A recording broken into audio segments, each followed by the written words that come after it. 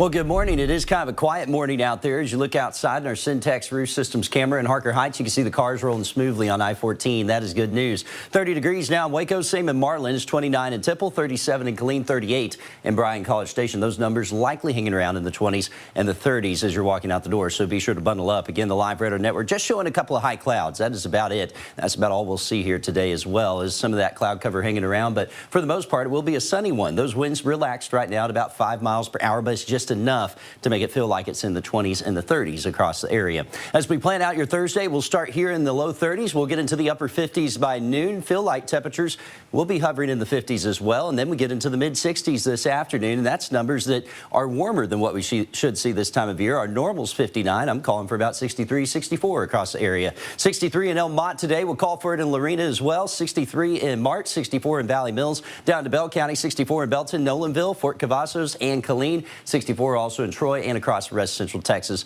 Those numbers likely hanging around in the mid 60s. Again, future tracks showing you those winds staying out of the south for the most part today. We'll see them shift to the southwest here as we head on into Friday, and that may be enough to push temperatures close to 70 out in our western counties, while the majority of us end up in the mid 60s. This ahead of that cold front that arrives on Saturday, and this is going to be a big cold front that comes through. Highs likely getting into the lower 50s on Saturday, and we'll get second surges of cold air behind that as we get into Sunday, eventually bringing that Arctic air into our area. Models have disagreed with the moisture here, though, as we get into the first part of next week. Yesterday, and when we were talking, it was looking like the potential was there for a good bit of snow to try to work in. But as of the last 24 hours, we've seen a trend away from that into a more dry forecast coming up Monday, Tuesday, and Wednesday. Doesn't mean it's out of the question yet. In fact, if you look at the nuts and bolts behind this model, a lot of it has to do with trying to figure out where exactly a little chunk of energy goes.